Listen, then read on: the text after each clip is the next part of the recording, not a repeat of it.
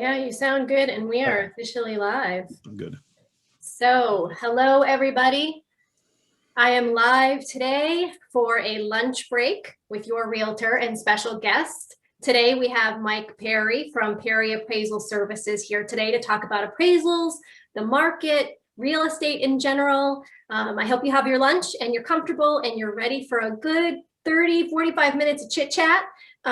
So this lunch break series is something that I do every 2 weeks with a special guest. So today is Mike, and in another 2 weeks, there'll be somebody else. So make sure you check out the events on my page. So Mike, welcome. Thank you for being here today. Thank you very much for having me. I'm happy to be here. Yeah, very cool to have you. Mike and I went to school way back. So we've known each other since we were young. We look exactly the same though. Absolutely. Right? I had all these grays were there in the 90s. You can't see mine. All right. So we'll talk about the market in a little bit, but and people ask the reasons to get an appraisal. Well, I'm buying a house. I have to get an appraisal. My lender said I have to. What are the other reasons to get an appraisal? Yeah, so obviously the most common is mortgaging your house, whether it's a primary mortgage when you buy it or a refinance or a home equity loan, something like that. But those are ordered usually by your lender. It's somewhat out of your control as a homeowner. But other reasons, over the years, I've done a tremendous amount of appraisals for people who are thinking of selling their home. And so they want to get an idea of what their property is worth so they can start to plan their budget for the next house or how much equity they have right now. But other things, people going through divorce, I do a lot of appraisals for divorce work where people are splitting up and they need to know the value of the property. One spouse may be buying out the other, or they're thinking about putting it on the market if that can't happen. I do a lot of appraisals for estate work. If somebody passes away and now you need to file with the IRS for estate tax purposes and things like that. So I do a lot of appraisals for estates. And then it could be tax abatement. If you think your property is overassessed by your town, you might be paying too much in real estate taxes. And so all towns offer an abatement process where you can appeal your assessment, appeal your taxes. And one of the best ways, one of the best bits of information you can provide in your appeal is an appraisal done to show the true market value of your property if you believe it's overassessed, because your assessment, your taxes are based on the tax rate of your town, but also on the assessment of your property. And so if the town is overassessing your property, you're paying taxes on more than you should. So as an appraiser, I can't act as an advocate for anybody. So you should never hire an appraiser with a contingency that they lower your taxes or, with the expectation that the value is going to be lower than your tax assessment. So understand that going in, that it's going to be an unbiased value opinion. But if you want to go that route, and really some people could save hundreds or thousands of dollars every single year on their taxes, and so the cost of an appraisal becomes very minimal. Point, right? Sure, absolutely. So there's a lot of reasons, and just private sales is another one that I do a lot of, where maybe somebody's not going through a bank, or it's a family member to a family member, and they want to just come up with a fair sale price. And so they hire a third party, like an appraiser, who has no specific financial interest in that transaction. And so they get an unbiased opinion of the value of the property. So yeah, I've done a lot of appraisals for all those reasons over the years. Yeah, all good reasons. And I don't think people think that you're utilized in that capacity. Right. Until they're in that situation and they're like, now what do we do? Right. Yeah. So you're busy. And a lot of times it's, it might be attorneys that refer the person to me, because again, especially in the case of an estate where you're dealing with so much already, you've lost a loved one, and now you have to handle the estate. And one of those is filing with the IRS, and the IRS wants to get a piece on the way out, unfortunately. Yeah. But you have to file the fair market value of the property as of the date of passing. And so most of the estate work that I do is what we call retrospective appraisal. So typically it's as of the date the person passed away, which is sometime in the past. Could be 3 months ago, could be 3 years ago. Sure. And we can value the property as of that date, so that your attorney can file your tax, your paperwork with the IRS, pay the adequate estate taxes and all that sort of stuff. So. Right. Makes sense. So now we're going to talk about the market a little bit. Yeah, great. So it's been crazy. Lots of offers, lots of people at open houses, lots of showings, multiple offer situations, 10, 20, 30 offers on a property in some instances in some towns. So when it comes to an appraiser, they go out, they look at a property, and a property may have an offer that was $20,000, $30,000 over the asking price. How does an appraiser look at that? Do they consider those multiple offers? Yeah, so as an appraiser, what I want to do is get as much information as possible. So there's no limit as long as it's relevant, and understanding the marketing of the property. So, you know, the listing price, looking at the contract, the pending contract price. It helps to know how the marketing went. Did you have a lot of interest? Were there a lot of offers? Were there offers over contract price? And all that with the understanding that no one piece of information necessarily trumps any other. So that's one bit of information in the appraisal process. So it helps as an appraiser to know, you know, what's going on in the buyer's minds, so to speak, or what's going on on the demand side of the equation. Because if there's multiple offers, then we know there's strong demand. Right, and that and it makes factors sense. in. It makes perfect sense. Now, at the same time, the ultimate goal of the appraisal is to develop an opinion of its market value. And so what I found, especially over the last, let's say, year and a half, is with the limited supply we have now, with low inventory and really strong demand. So there really is a lot of buyers out there. And what ends up happening, like you said, you get these multiple offers and sometimes escalation clauses, which would be an offer that will automatically increase, obviously, based on other offers that come in, so that you don't have to keep going back and forth. So what ends up happening is sometimes is the buyers understand they have to be competitive if they want to win, if they want to be the offer selected. And so at times, buyers are willing to pay above what they feel the house is actually worth because they don't want to lose it to the other bidders. And so that's fine. That's the way a free market works. The challenge on the appraisal side becomes we need to develop an opinion of market value, which is the most probable price that a buyer would buy and a seller would sell for without undue influence. That's sort of a caveat in the description of market value. And so, you know, when we look at those multiple offer situations and escalation clauses, it's almost an admission that some buyers are willing to pay above market value, and their motivation is to beat out other bidders. And that's fine. But again, as an appraiser, I look at that and say, you know, by definition, that contract price may represent an above market value price. And so it's relevant. It's absolutely relevant to know what that buyer was willing to pay. Yeah.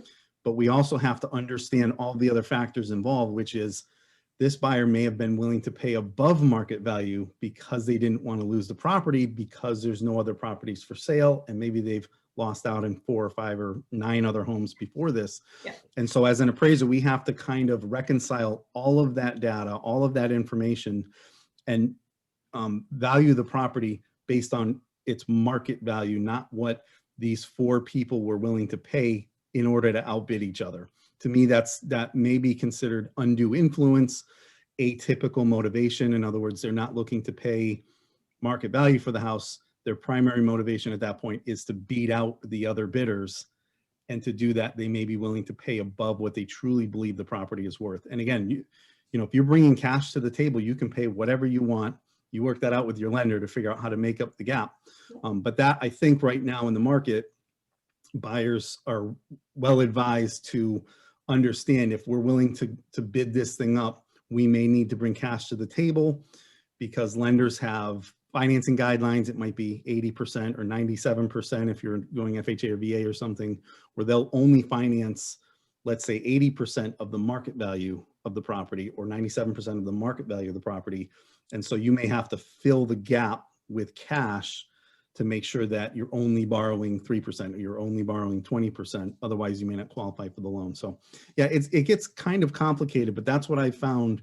I think that's something that's happening with multiple offers and things like that, is buyers bidding up the price simply to beat out the other bidders. And to be honest, when you're borrowing the money at under 3% for 30 years and you have to pay an extra $7,000 and you're financing that over 30 years, it's not a big pain point for the borrower.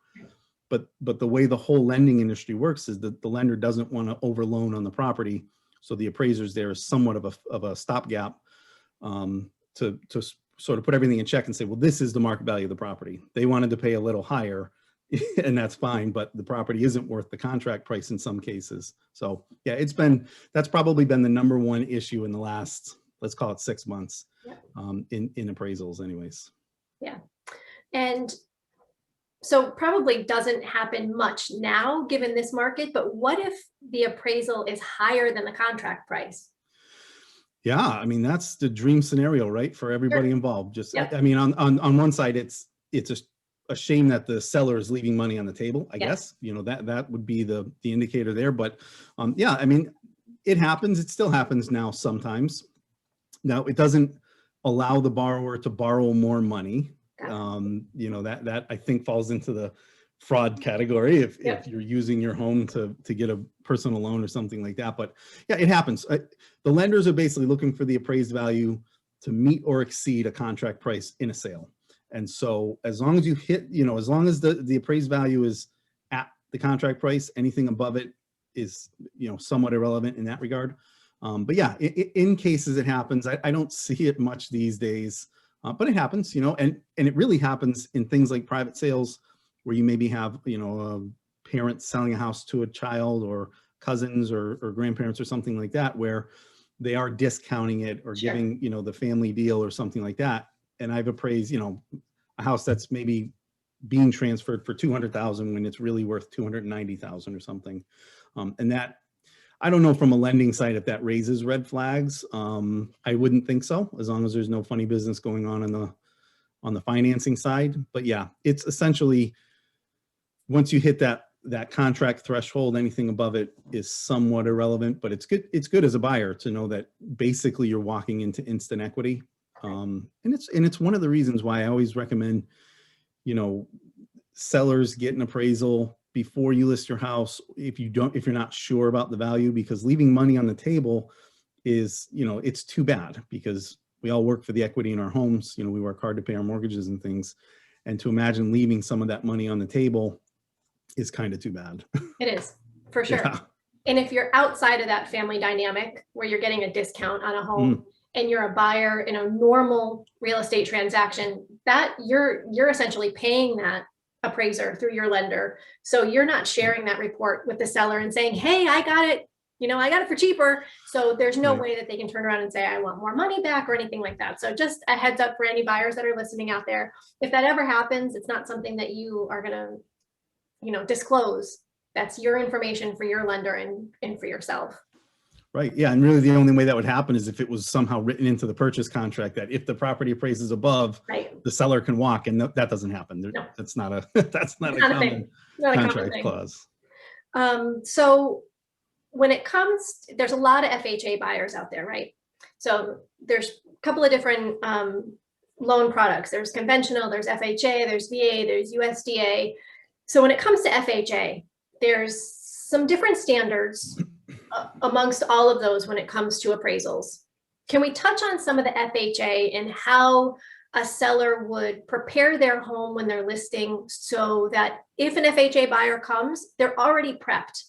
Because I think that there's some misconception about certain loan products and, oh my gosh, and these are the things that I have to do and this is going to cost me so much money. And I think they are misconceptions. So yeah, there are. And the reality is it is, from an appraisal standpoint, it's a little more stringent in terms of property condition and things like that. But when we looked over the last 2 years, in Hampden County anyways, FHA loans made up about 25% of all sales. And that's just based on what's reported in the MLS. So I'm sure that's not perfectly accurate, but it's in the ballpark. And so 1 out of every 4, especially if you're an agent, 1 out of every 4 transactions over the last 2 years, purchase sales, went FHA. So it is important. And I try to focus a lot on that. And so really the FHA, in terms of the appraisal side, there's lots of lending stuff, which isn't my lane, so I won't get into any of that.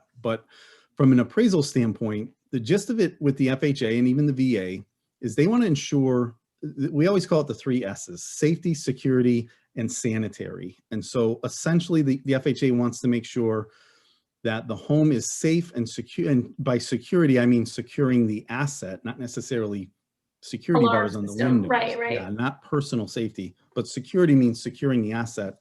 And that's a risk factor for the lender. They want to make sure that they're not lending on homes that they could make a bad investment in. So, but essentially it's they want to make sure the homes are safe and sanitary. So the FHA really focuses on those issues, safety issues and things. So some of the most common things I see with FHA are peeling paint is the #1 thing. Yep. So with FHA, any house built prior to 1978, if there's any peeling paint on the property anywhere, it has to be scraped away and repainted. And the reason for that is because paint in the US used to be lead based.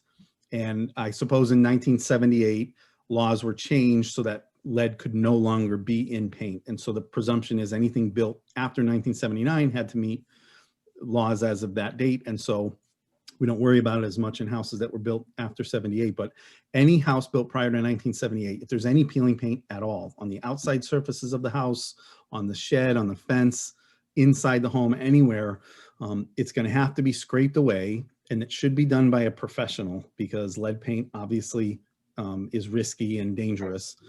And then it has to be repainted. And then the other caveat to that is the FHA also says any defective paint on the outside surfaces should be protected. And so if we have untreated wood on the outside of a house, maybe it's around windowsills or handrails or what have you, the FHA does want to see that wood treated. And the idea is to prevent rot and potentially dangerous and unhealthy situations in the future. So there's no time limit on that. So they say for any homes.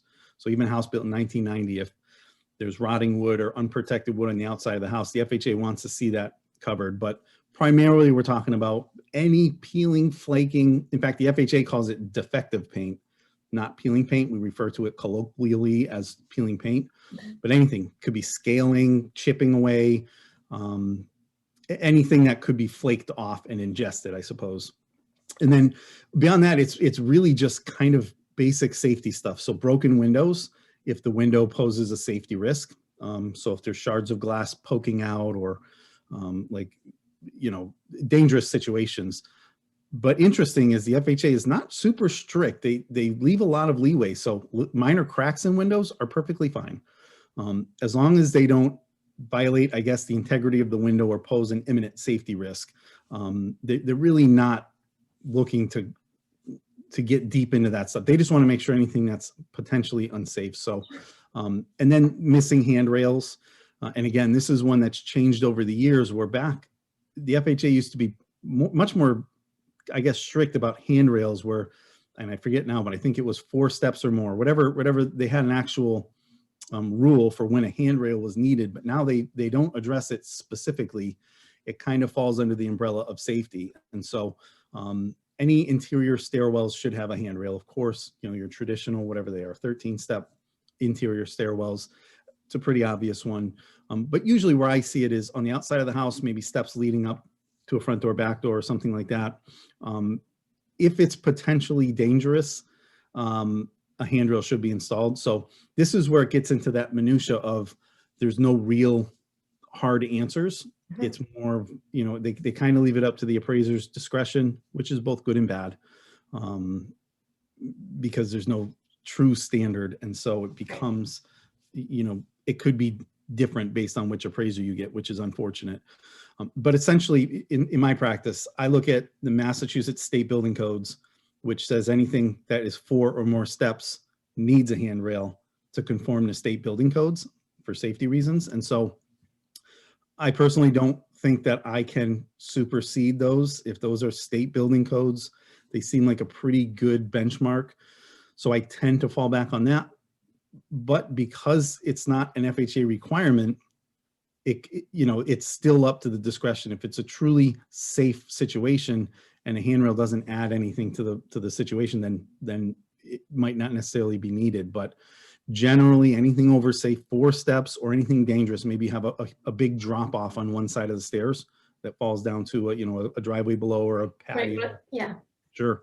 That's, I think, what appraisers are looking for more, where we don't want to see somebody injured on the property. And then it comes down to the other stuff, the inspection side stuff in terms of FHA, where the FHA wants the appraiser to comment on whether the utilities are working, they're functional. And so the utilities would be the water, the hot water, heat, air conditioning if the house is equipped with central air. And so the appraiser is going to test those very basic visual observations of whether the water's running, whether the water gets hot when you turn the hot water on. We want to make sure there's enough water pressure in the house. So one thing appraisers will do is turn on a faucet and flush the toilet and see if there's a measurable reduction in water pressure in the sink, those kinds of things. And again, we're not experts in those fields, but we just want to report our observations. So if I see something that may be a problem, my duty as an appraiser is to report that back to the lender. What I observed, well, I was testing the water, and when I flushed the toilet, the water flow stopped out of the sink. There may be a water pressure issue. This should be inspected by a qualified professional. And so that really should be the role of the appraiser.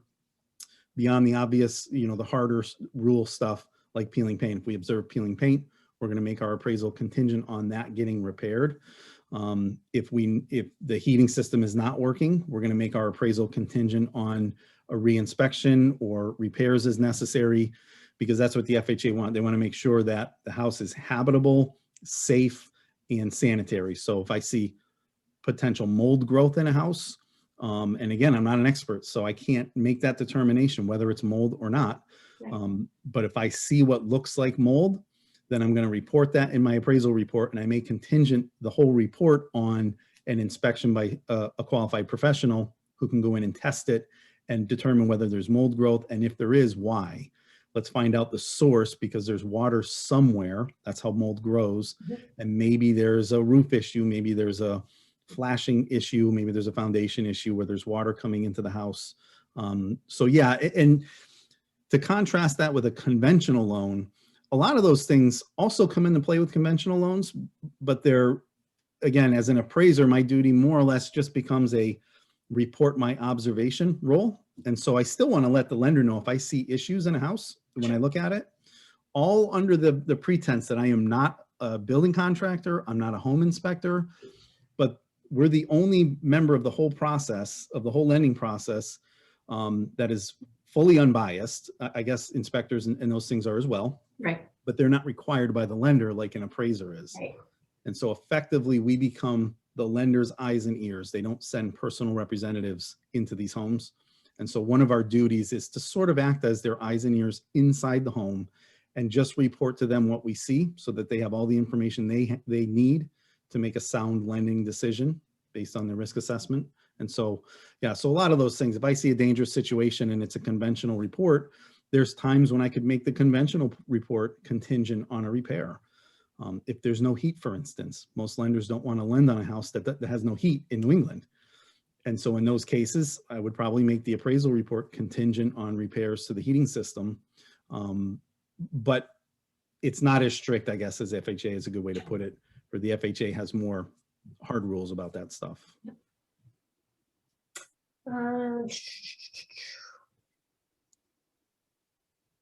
So another reason you think that getting an appraisal first, you may be able to provide information to a seller to say, if an FHA buyer were to come through, you may want to do X, Y, and Z. Yeah.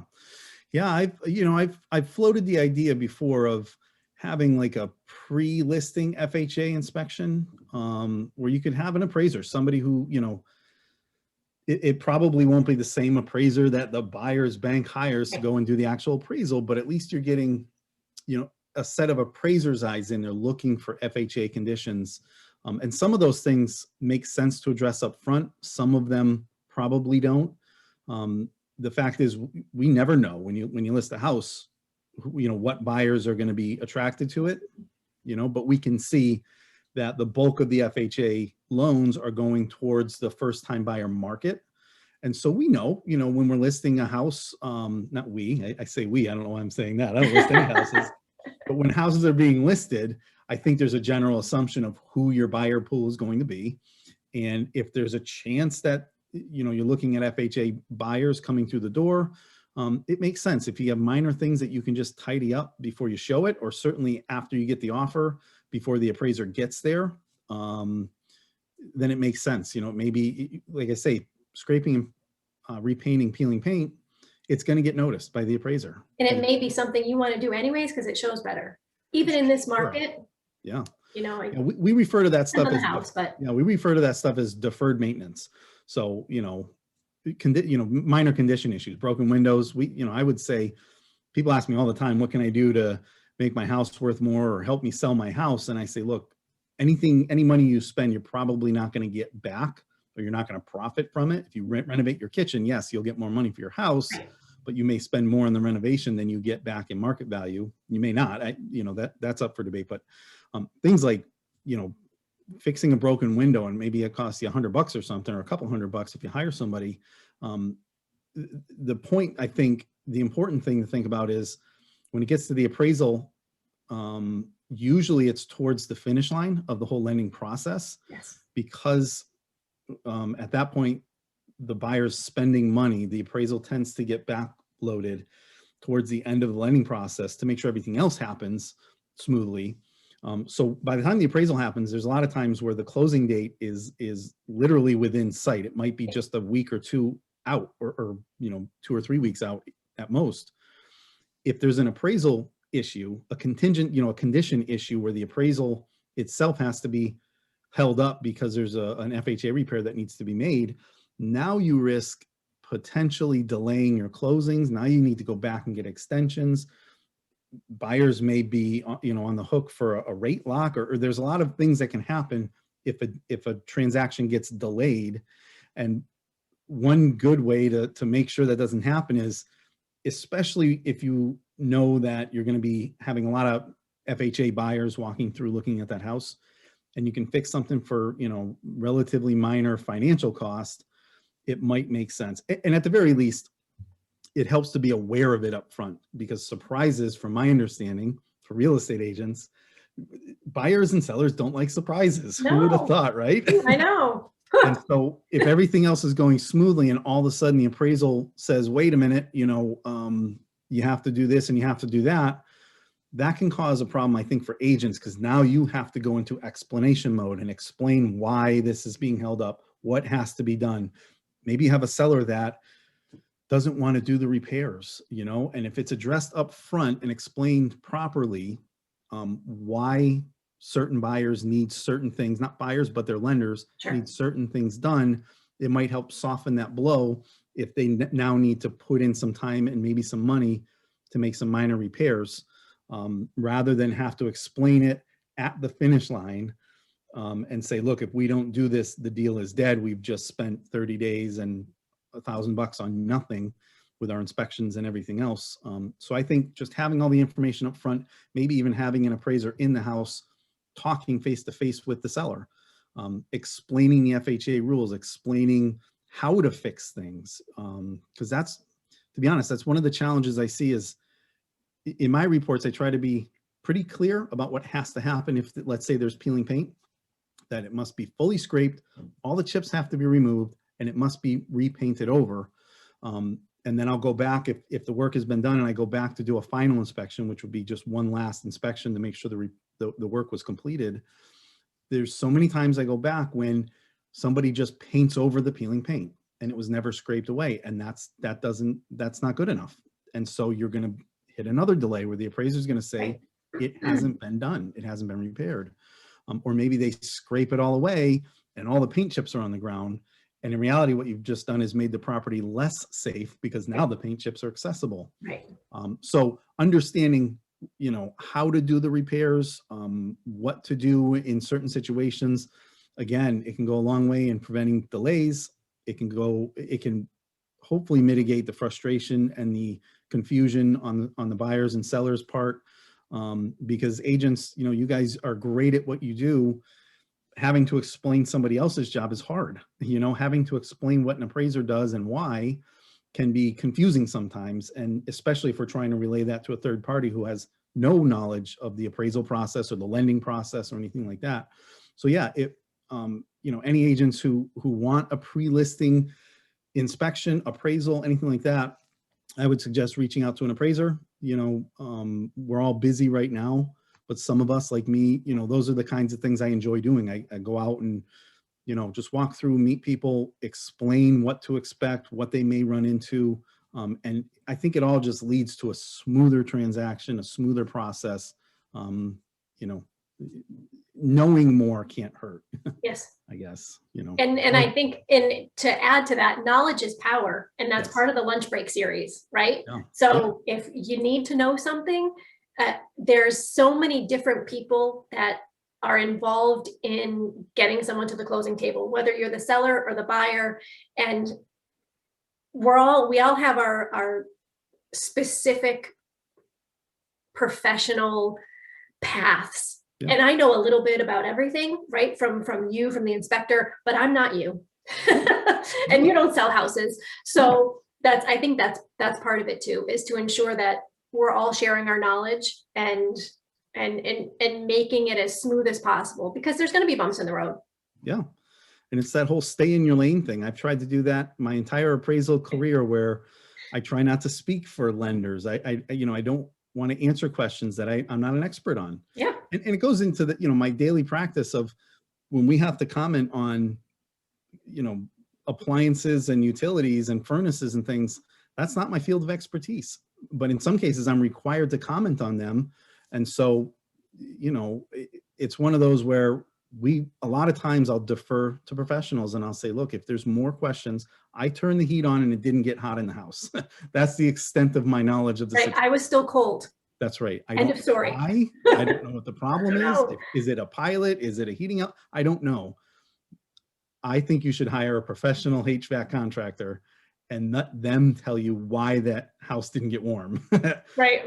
But that's, I think, where people run in the challenges in any of our industries, where we try to be an expert in everything. And, you know, if nothing else, it just leads to more confusion, because I can't explain what you do in great detail to somebody, and I may confuse them more if I try that, you know. And so, yeah, that's why, you know, I always think it's best to, you know, stay in your lane and leave things to the other people in those fields of expertise. And we can all rely on each other. I think in real estate, we have a very, you know, kind of we're all connected. We're very interconnected, where we need all of our pieces to make the whole thing happen, whether it's the lenders, inspectors, agents, appraisers, everybody down the line, attorneys, especially, you know, wrap us all together, and each person plays a role in real estate in the transaction process. And we all know what we know, but I couldn't draw up a purchase contract if you paid me $1 million to do it. It's not my thing. Yeah, for sure. For sure. I hear that. I think that covers our list. Multiple offers, low inventory, overbidding. Oh my goodness. Yeah, I think we touched it all. Mike, you have anything else you want to cover today? Yeah, no, I found it interesting, you know, because the inventory thing, you know, it's such a weird phenomenon. Oh, and your blog that you just posted, please go. Yeah, so I looked into this because I thought, okay, you know, I was seeing the sales, right? And I saw how the sales this past year in 2020 were really kind of in line with what we would have expected. They were almost identical from 2019. You're right. And I thought there was like an 11% difference, or 11 houses that were different. Yeah, it was so small. It was like 4,900 something compared to 4,900 something. It was less than 100 fewer sales. And I thought, well, wait a minute, if there's just as many houses sold last year, do we really have less house, because you need houses on the market to produce sales clearly. And so I wanted to get into that. And I started looking at listings, new listings over time, and found that, yeah, when we hit, so March, but mostly April and May, there were so fewer listings on the market that it was eye-popping. But at the same time, once that inventory dropped significantly, prices skyrocketed. And it was interesting to me to look at that correlation between the lack of inventory and the prices. And I think it all goes back to basic economics 101, supply and demand. When supply goes down and demand goes up, prices are going to increase. Sure. It's just basic common economic sense. And I think that just carried through the year, where maybe it created a perception. It was real for sure. It was real for 4, 5, 6 months where there was an undersupply of properties. There wasn't enough listings hitting the market to satisfy the demand that was out there. But then if we look at the last few months of the year, really the last 4 months of the year, new listings were almost off the charts. And that brought us, it really saved the year, if you just look at it in annual terms, where, yeah, we still ended up with about an 8% drop in new listings last year compared to 2019. So there were fewer listings total for the year, but the last 4 months of the year, there were more new listings than ever for that time period. No year that I saw had more listings from September through December than in 2020. And so we almost made up the gap Right. from the early part of the year. But even still, even with that incredible amount of new listings hitting the market in the fall, the buyer demand was still there. And so that made me wonder if it became more perception than reality. And ultimately what happens is the properties go under contract so quickly. We had a median days to offer of 9. So half of all properties that went under contract, at least in the last 3 months, were under contract in under 9 days. That's wild. Yeah. But that takes every new listing off the market. And so it creates this lack of inventory. So even though there was lots of houses hitting the market, they were coming off the market so quickly that there was always a lack of inventory. And so really what we have right now is a tremendous demand. So there's lots of buyers in the market. Our supply side, I think, is at healthy levels because it's on par with what we usually see, in terms of going back historically, how many new listings do we usually get on the market in any given year? But our demand is really strong. The interest rates are really low. And, so the feeling and the perception is if we don't act now, we may not get this house. And that's become reality. Now you have to do that. And so it's an interesting phenomenon. The market never ceases to amaze me. Looking at the data is so interesting because data just is what it is. Yeah. And when we see that and you see the incredible amount of new listings that hit the market in the fall, which is so atypical for our area, typically by the fall, October, November, we're seeing kind of a real trailing off of activity. People are more focused on the holidays and their families and stuff. But this year, I think everything just got pushed later because of the pandemic that hit us in March. Everything just seemed to push off to later in the year. So we'll see. We didn't really see a dip in prices like we usually see in the wintertime. December and January was a slight dip from median prices, but we're still up 17% compared to last January if you go year over year for median prices. I think in January of 2020, the median price in Hampden County was $205. Now we're at 240. 240. So, but the interesting thing with that is for the last 5 or 6 months of this year, we were between 240 and 250 as a median price.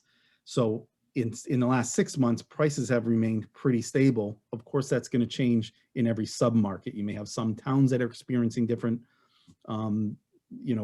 increases or declines in property values. Different segments of the market, maybe the higher end properties, definitely aren't increasing in value the way the more moderately priced homes are.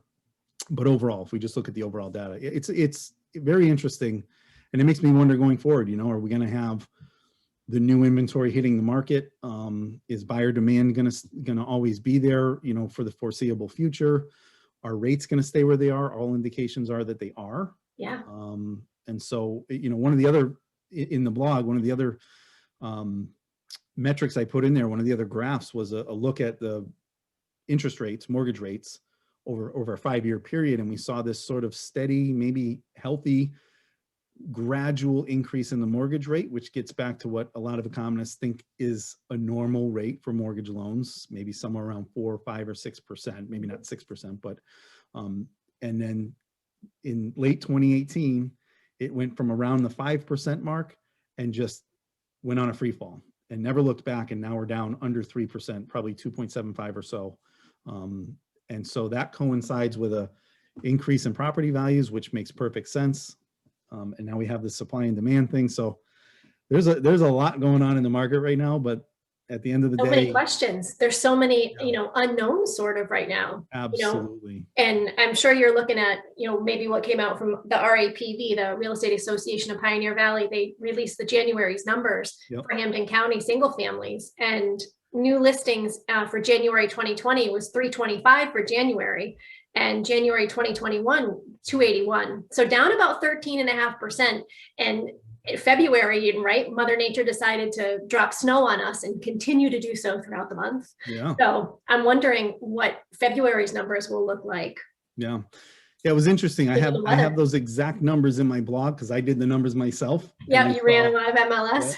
Yeah, so I looked at January 2021, the new listings, and I did a 5-year average. So going back 5 years, what are, because we're always gonna see, we both grew up in New England, we're always gonna see the weather affect what happens in real estate. And if it's a deep freeze, if it's tons of snowstorms, it's just naturally going to affect what happens. Well, I'm going to wait to look at houses, or I'm going to wait to put my house on the market because there's 2 feet of snow outside or whatever.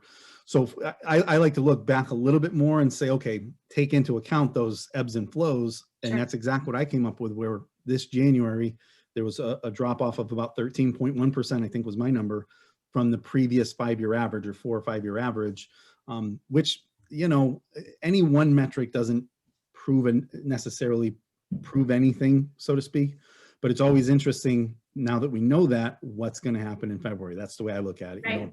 What's happening right now. I try not to keep up too much with that during the month, because anything could happen.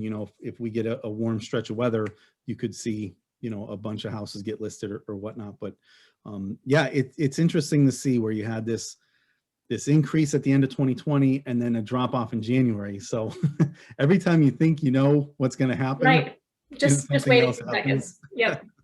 Yep. And so it feels like real estate's gotten more speculative than it's harder to predict.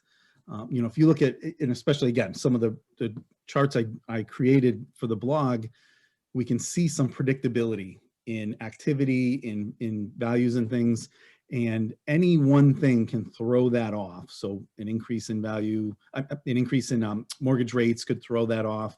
A serious economic event could throw that off. Things that we saw like 9/11 back when that happened, completely unpredictable and changed everything. The COVID pandemic, completely, kind of out of left field and changed everything. So it's impossible to predict the future, but with all else being equal, we can kind of look at the data, and the data speaks to us and tells us, look, here's our trends. Here's what, probably what we can expect.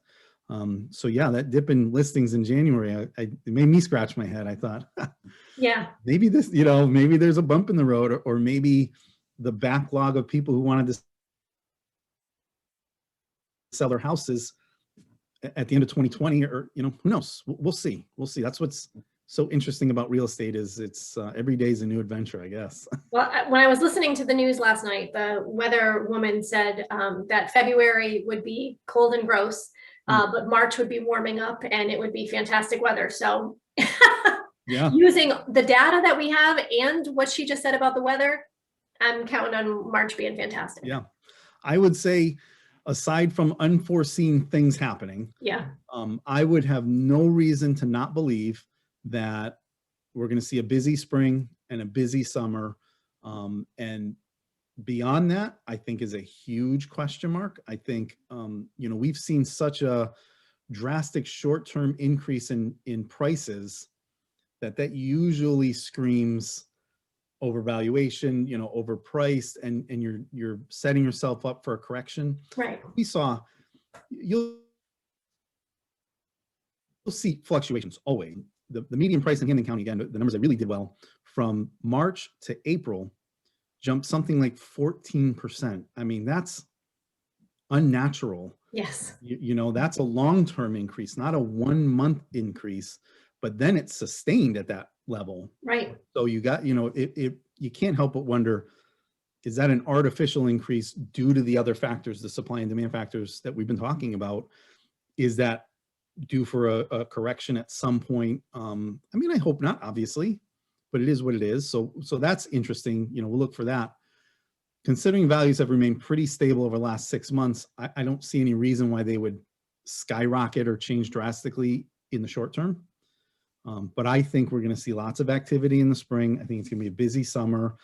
Make your vacation plans for next October or December. Yeah, well, I've seen predictions that the end of 2021 is going to be the same as the end of 2020, where the fall is going to make us skyrocket again.